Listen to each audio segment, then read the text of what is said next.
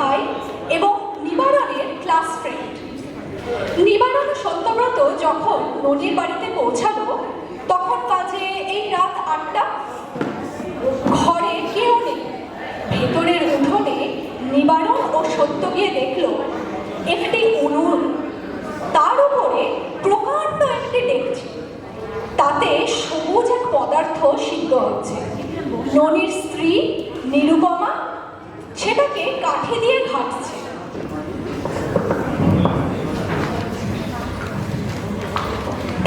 কি ব্যাপার বৌদি, এত শাক ঘন্ট কি রান্না হচ্ছে? শাক নয়, ঘাস সেদ্ধ হচ্ছে। তোমার দাদার কত রকমের শখ জানো তো? কেন, ননির বুঝি আজকাল কাঁচা ঘাস হজম হচ্ছে না? আচ্ছা আচ্ছা, বলছিলাম কি বৌদি, আপনার বাবা এখন কেমন আছে? শোনোনি কিছু? মা যাওয়ার পর থেকে বাবা কেমন যেন একরকম হয়ে গেছে। গণেশ মামা কোথা থেকে এক গুরু জুটিয়ে দিলেন, তারপর থেকে গুরুকে নিয়ে একেবারেই তন্ময়। কেবল গুরু গুরু গুরু, কোনো পাচ্ছ ধ্যান নেই। অনেক কান্নাকাটি করেছি, কোনো ফল হয়নি। শুনেছি সেই গুরুকে নাকি সব বিষয় সম্পত্তি দিয়ে দেবে। মুচিটাকে নিয়ে যাচ্ছি না। আচ্ছা, এই ননি কিছু বলছে না? তোমার দাদা কি বলবেন? যদি বাবা ভাবে বেটা শ্বশুর মশাই বিষয় সম্পত্তি লোভে আর ধম্মকমে ব্যাঘাত ঘটাতে এসছে। বৌদি, আমাকে একবার হুকুম দাও, প্রহারে নয় ধনঞ্জয় করা দিই বেটাকে। না না, সেসবের কোনো দরকার নেই।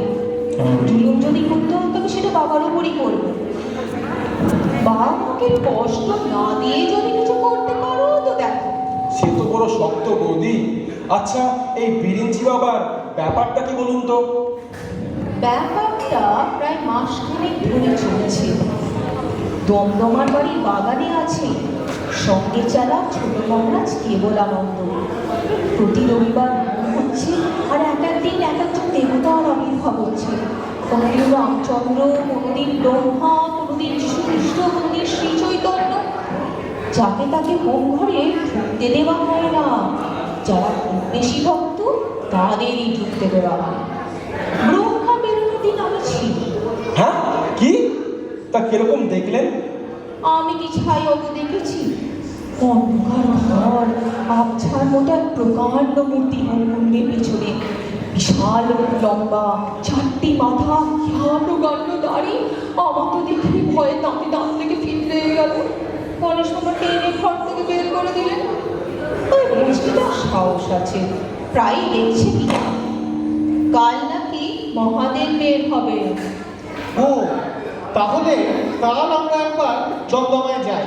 কপালে যদি থাকে মহাদেব দর্শন হয়ে যাবে। গণেশ মামাকে ধরো, উনি অনুমতি না দিলে ঘুম করে ঢোকার সাথে কারণে। সে আমি করে নেব, কিন্তু সত্য তোকে নিয়ে যেতে ভরসা হয় না। তোর মুখ বড় আলগা, নির্গাত হেসে ফেলি। না না, কখনো নয়। দেখো, আমি একবারে হাসবো না।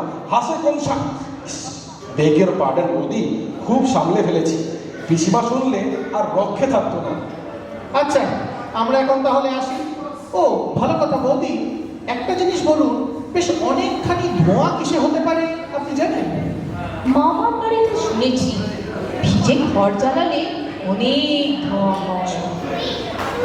ইউরেকা! বৌদি, আপনি নোবেল পাবেন। তা ধোঁয়া দিয়ে করবে এটা কি? বাড়িতে একটু ছুঁচোর উপদ্রব হয়েছে কিনা দেখি, যদি তাতে কাজ হয়। আচ্ছা, আমরা এখন আসি।